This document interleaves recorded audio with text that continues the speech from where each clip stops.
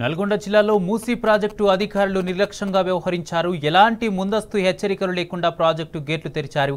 దాంతో కేతపల్లి మండలం భీమారం గ్రామంలోని మూసీ వాగులో ఒక్కసారిగా నీరు చుట్టుముట్టింది. ఇద్దరు పశువుల కాపరులు వాగు మధ్యలో చిక్కుకుపోయారు. గంగయ్య, బాలయ్య సాయం కోసం బిక్కుబిక్కుమంటూ చాలాసేపు ఎదురుచూశారు. వరదలో 20 గేదెలు కొట్టుకుపోయాయి.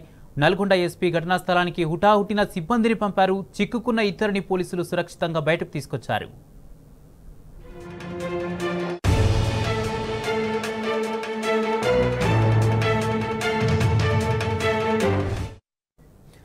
నల్గొండ జిల్లాలో మూసీ ప్రాజెక్టు అధికారులు నిర్లక్ష్యంగా వ్యవహరించారు.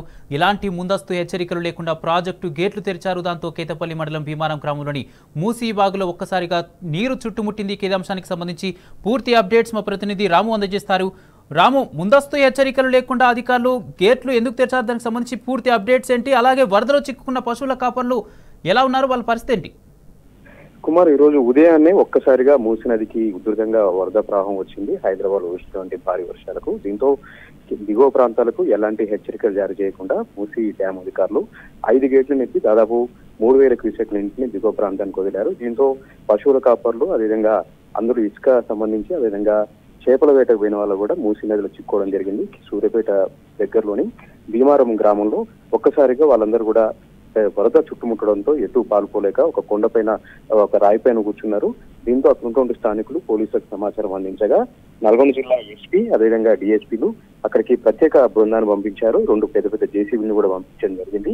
అయితే రెస్క్యూ చేసి వాళ్ళని కాపాడే ప్రయత్నం చేసినప్పుడు కూడా వరద మరింత పెరుగుతుండడంతో సాధ్యపడలేదు. కానీ కాసేపటి తర్వాత పేర్కొని డ్యామ్ సంబంధించినటువంటి గేట్లను మూసివేయడంతో ఆ వరదంతా కూడా తగ్గింది. ప్రస్తుతం అయితే ఆ ఇద్దరు కాపర్లు ఎవరైతే వాగులో చిక్కుకున్నారో బాలయ్య, గంగయ్య ఇద్దరిని కూడా బయటికి తీసుకొచ్చారు చాలా సురక్షితంగా. అంతకంటే ముందు మరొక 6 కూడా అందులో చిక్కుకున్నట్టుగా కూడా పోలీసులు చెప్తా ఉన్నారు. ఆ 6 అయితే ఈత కొట్టుకుంటూ బయటకు వచ్చారు. కానీ ఇద్దరికి ఈత రాకపోవడము, కొంత వృద్ధులుగా ఉండడం కూడా అక్కడ వాళ్ళు బయటికి రాలేకపోయారని కూడా పోలీసులు చెప్తా ఉన్నారు. అయితే ఇదంతా కూడా డ్యామ్ అధికారుల నిర్లక్ష్యం అనేది స్పష్టంగా మనకు కనపడతా ఉంది. అయితే నదీ సమీప గ్రామాల ప్రజల్ని అప్రమత్తం చేస్తుండాలి, టామ్ నిర్వహిస్తూ ఉండాలి, చేపల వేటకు వెళ్ళొద్దని కూడా హెచ్చరికలు జారీ చేయాలి. కానీ ఎలాంటి హెచ్చరికలు జారీ చేయకుండా డ్యామ్ అధికారులు ఒక్కసారిగా 5 గేట్లను తెరవడం, దాదాపు 3000 క్యూసెక్ల నీటిని దిగువ వదులుతుండటంతో ఒక్కసారిగా వరద ఉట్టిది పెరిగింది. ఏదైతే పశువులు మేపుకోవడానికి, నీటి తాపడానికి వెళ్లారో వాళ్ళిద్దరు అక్కడ చిక్కున్నారని కూడా చెప్తా ఉన్నారు. డ్యామ్ అధికారులపైన కూడా చర్యలు తీసుకోవాలని కూడా చెప్తా ఉన్నారు. ప్రస్తుతానికైతే సుఖాంతమైంది, వాళ్ళని సురక్షితంగా బయటికి తీసుకొచ్చారు. కానీ మరొకసారి ఇలాంటి గేట్లు తెరిచే సమయంలో హెచ్చరికలు జారీ చేయాలి.